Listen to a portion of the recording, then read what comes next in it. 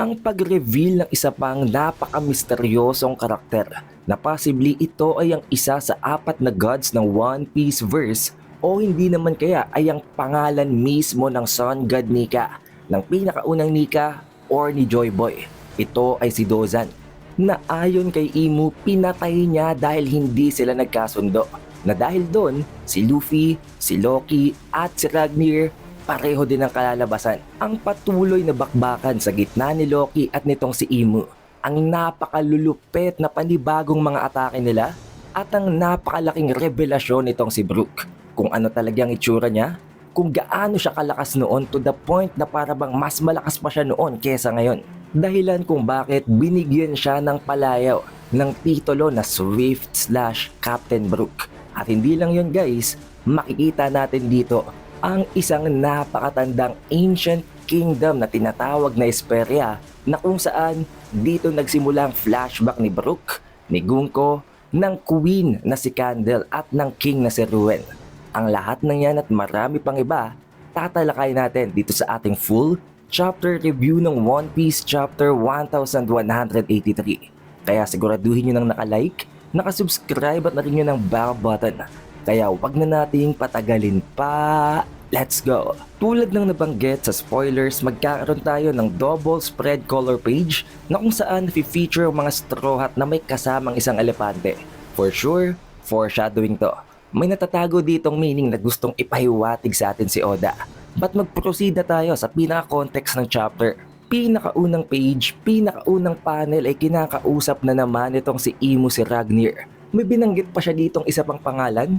Ito ay tinatawag na Nushia. Hindi pa natin alam ngayon kung sino yon. Kung ano yon? Weapon ba? Tulad ba ni Ragnir na isang weapon na may sarili niyang consciousness? But ayon dito kay Imu, all throughout this time, sobrang dami at sobrang tagal na daw ng nagdaan na panahon, pinaplano pa rin itong si Ragnir at ni Nushia ang mag-exact ng revenge sa kanya. Dahil alam naman natin guys, napakatagal ngang walang user itong si Ragnir at ang Devil Fruit ng Elbaf Kingdom. Nag-aantay talaga siya ng worthy user na mas lalong nagpapalakas ng assumption na ang rason kung bakit gustong mag-revenge o gumanti nitong si Ragnir kay Imu ay dahil siyang pumatay sa original na God of War. Ang sagot naman dito ni Loki, hindi daw tama itong si Imu. Wala pa siyang nakikita at wala pa siyang na-encounter noon na katulad nitong si Imu. Wala pa siyang nakakalaban na ganito kakunat, ganito kalakas. Na para bang oo, binabastos siya dito ni Loki, pero at the very same time, ina-admit niya na formidable opponent talaga si Imu.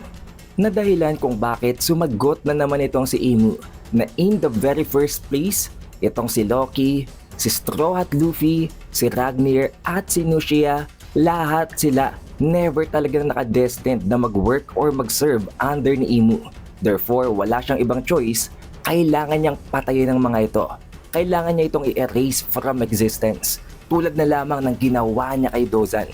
At itong dahilan guys kung bakit napaka-controversial ng pangalan ni Dozan ngayon sa One Piece community. Possible na isa ito sa 4 gods na pinatay ni Imu before. Possible na siyang original na Sun God Nika. Possible din na yun ay ang pangalan ni Joy Boy. However, sa sobrang dami ng possibilities at napaka-konti pa lamang na detalye, hindi natin yan mako-confirm dito. But as always, meron naman tayong separate na analysis video. Mag-proceed tayo ngayon dito kay Loki at kay Imu. Matapos ang pagbabanta na yon ni Imu dito kay Loki, syempre hindi naman nahayaan ni Loki na patayin lang siya nito. Nag-prepare na naman ng panibagong lightning attack itong si Loki. However, this time guys, hindi na ito manggagaling sa kanyang breath, sa kanyang ibinubuga na element, kung hindi mismong sa kalangitan. Habang itong si Imu naman pinahaba palalo ang kanyang staff to the point na parabang ito ng bow staff ni Wukong. Sobrang haba maging kumpara sa kanyang sariling size at binalutan niya ito ng omen, ng black flames. Tinatawag ito nitong si Imu na Grammar. Habang itong si Loki naman nagpaula ng lightning mula sa kalangitan at tinatawag niyang atake na ito na Ragna to Winheim. Napakatinding clash na naman sa gitna ng dalawang ito. And to be honest, at this point, hindi na nagmumukhang lugi itong si Loki dahil napakarami din pala niyang atake na hindi pa na-expose before. On the other hand naman sa loob ng West Village na kung saan nag-appear at nag-manifest nga ang nightmare na rain god na si Zaza, pinipilit naman ng mga giant na parents na iligtas ang mga bata. Pinipuwersa ng mga giants na gawa ng paraan ng sitwasyon kahit alam naman natin na wala silang binatbat sa rain god na si Zaza. Binantaan din sila ni Chopper at ni Tong Sigurd na delikado ito para sa kanila. Kapag gumalaw sila ng sobrang lala, pwedeng mamatay talaga sila dahil hindi pa kumpleto ang blood transfusion. Baka tumagas pa ang dugo sa kanilang mga injuries. Pero ayon sa mga kamag-anak, sa mga parents na ito ng mga giant na bata na kinikidnap nila Zaza, wala silang choice. Right after na ginawa nilang sakripisyo para iligtas ang mga bata, hindi nila pwedeng hayaan na mawala na lang ito ng ganun kadali. Hindi sila pwedeng sumuko. Sa pagkakataong ito, sinabi ni Ripley na buti pang mamatay na nga lang sila kaysa tingnan lang nila na kinikidnap ang mga anak nila.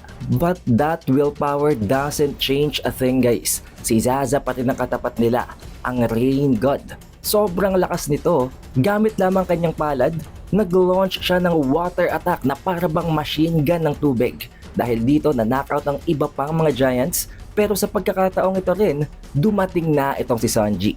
Pero hindi man lamang kinabahan nitong si Killingham. Ayon kay Killingham, kahit mag-isa lang si Zaza, kahit marami siyang kalaban, hindi ito matatalo.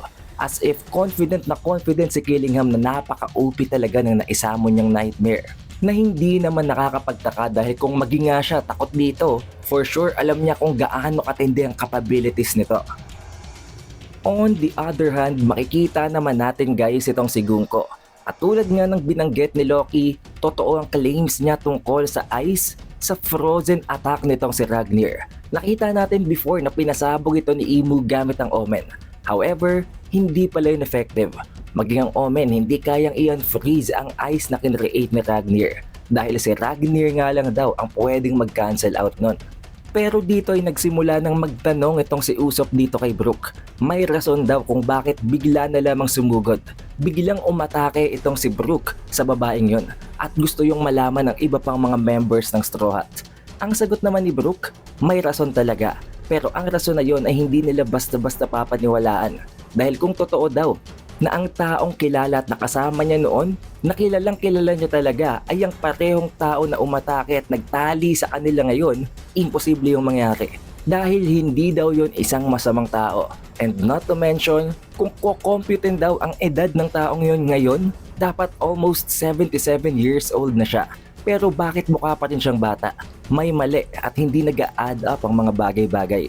Syempre, nakipagtalo pa ang ilan sa mga Straw Hat crew. Ayon dito kay Nami, hindi naman daw yun imposible. Paano kung kamukhang kamukha lang ito? Syempre dahil marami din namang mga Celestial Dragons, pwedeng identical lamang ang mukha, pero hindi talaga yun ang tao na kilala ni Brook. Ayon naman dito kay Usopp, kung totoo daw na ang taong yun ay pumunta sa Holy Land sa Marijoa, possible na may ginawa sa kanya doon na dahilan kung bakit nagbago siya at kung bakit hindi pa rin siya mukhang matanda ngayon. Na nagme-make sense dahil ayon dito kay Brook, magmula nang umalis daw itong si Gunko sa kanilang sariling kingdom, hindi na daw ito muling nagbalik pa at natuklasan na lamang niya na pumunta pala ito sa Holy Land ng Marijoa. Dali-dali naman na biglang dumating itong si Frankie habang inare-report na currently ang taong yun na pinag-uusapan nila ay naka-frozen pa rin pero kailangan na nilang magdesisyon. Dapat nilang malaman kung anong dapat gawin dito. Papatayin ba ito o hahayaan itong mabuhay? Dahil once na matunaw daw ang ice at makakawala na naman ng taong yun, hindi nila yun matatalo. In-insist ng iba pang members ng Straw Hat na oo, kilala nga yun ni Brook. Possible na acquaintances sila before, but that doesn't change the fact na inaatake nila ngayon ang Elbaf Kingdom. Na tineterrorize nila ngayon ang lugar, ang nation ng isa sa kanilang mga alyansa. Na rason kung bakit inamin din ni Brook ang katotohanan. Na ang rason kung bakit nakawala silang lahat ay dahil din mismo dito kay Gunko. Inantay niya ang arrow bandages na nakabalot sa mga Straw Hat at maging dito kay Brook. Not to mention, after daw niya itong makasagupa, nag-appear or parang nag-emerge ang tunay na consciousness nito. Na hindi nagtagal bigla siyang pumasok sa kanyang demonic form. Kaya ayon dito kay Brook, parang mayroon siyang tatlong personalities. Ang personality ni Gunko na normal na umatake dito sa teritoryo ng Elbaf. Ang pangalawa ay ang personality ng literal na Princess Shuri na kilala niya, at pangatlo naman ay ang kanyang demonic form. Naguguluhan na talaga siya ngayon pero hindi niya alam kung anong dapat niyang gawing desisyon. Kaya ayon dito kay Jinbei, kailangan niyang bilisan. Kailangan nilang malaman kung papatayin ba nila itong si Gunko o hindi, dahil nakadepende yung lahat kay Brook. Hindi kasi nila ma-deny ang possibility na ang kakilalang yun ni Brook ay buhay at maayos pa rin ang kondisyon. It's just that pinoses ang kanyang katawan. Lalong-lalo pat na witness nila first hand kung paano naging devil ang mga giants ng Elbaf Kingdom. At dito na nga guys magsisimula ang tinutukoy nating flashback. Literal na flashback, hindi ang flashback na para bang silhouette lang na nakita natin sa nagdaan na chapter. At magte-take place ito exactly 70 years ago magmula sa current timeline sa loob ng Hidden Esperia Kingdom. Isang kingdom na hindi pa natin nakita before, pero ayon dito kay Brook, kinikilala ang Esperia Kingdom bilang isang vibrant and musical kingdom na punong-puno ng instrument at ng mga craftsman. Umagang-umaga pa lang guys, 4 AM in the morning, napakaingay na, napakarami ng tugtugan at kumakanta. At isa na dito si Brook. Hindi pa man pinapakita dito ang kanyang buong muka, makikita natin ito by the end of this chapter. At makikita din natin kung gaano siya kalakas. There is also this double spread page na kung saan makikita natin si Brook na ini-imitate ang Sun God Nika pose. Ang silhouette niya habang nakatayo or para bang ginagawa ang pose ni Nika sa harap ng araw na para bang may pinapahiwatig na naman dito si Oda. Possible ba na may connection siya kay Nika? O baka naman sa isang mas malaking karakter na natalakay na natin before? Don't worry, idadamay natin yan sa analysis video. But proceeding sa kwento guys, kilalang kilala itong si Brook sa Esperia Kingdom. Kilala siya sa titulo na ang Swift Slash. Sobrang dami ng ibang mga corps, ibang mga army sa loob ng Esperia Kingdom ang gustong magpaturo at magpa-mentor sa kanya. However, hindi siya tumatanggap ng mentorship dahil meron lamang siyang nag-iisang individual na paborito. At yun ay si Princess Shuri, ang princess ng Esperia Kingdom. The very same person na sinapian nitong si Imu bilang si Gunko. Si Gunko ay nasa around 7 years of age pa lang ngayon. Rason nga yun guys kung bakit ayon dito kay Brook. By the time na nasa present timeline, dapat 77 years old na si Gunko or itong si Princess Shuri. Habang itong si Brook naman, sa flashback na ito, 20 years old pa lang siya. Pero siyang captain ng Esperia Kingdom. Specifically, ang pinaka-royal escort corps, siyang leader nun. Napakalakas nitong si Brook guys at maiintindihan nyo yun mamaya. Pero kung titingnan nyo ang itsura dito ni Brook guys, meron siyang kahawig na isang karakter. Oo, ang pinakaunang papasok sa isip nyo ay si Luffy, pero may isa pang karakter na mas malapit sa mukha niya except kay Luffy. At yun ay ang batang Blackbeard. Ano nga ba ang connection sa gitna nilang dalawa? Tulad ng binabanggit ko kanina, madadamay din natin yan sa analysis video. Pero itong si Brook pala noon, before pa siyang maging kalansay guys, kapareho pala siya ni Sanji.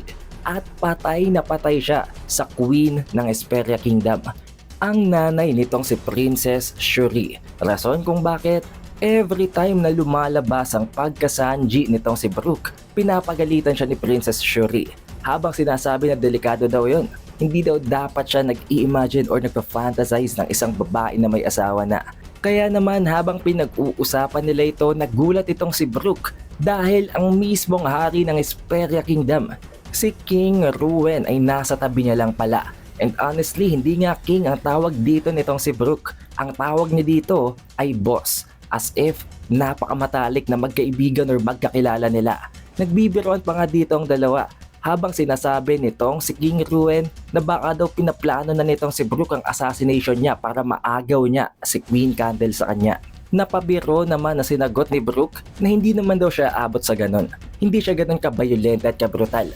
Aantay na lamang niya na naturally mamatay itong si Ruin para siya nang pumalit sa posisyon nito. Kaya naman sumingit dito itong si Princess Shuri. Habang sinasabi na instead ng kanyang nanay na si Queen Candle, kapag tumanda daw si Princess Shuri, siya na lang papakasalan nitong si Brook. Natinanggihan naman nitong si Brook. Habang sinasabi na ayaw daw niyang pakasalan ng isang batang umiihi pa sa higaan, na dahilan kung bakit Nagalit naman itong si King Ruin habang sinasabi na napakabastos daw ni Brook na tanggihan at i-reject ang kanyang anak ng ganun-ganun lang. Pero ang sagot ni Brook, wala siyang pakialam, loyal siya kay Queen Candle at ay Queen Candle lamang.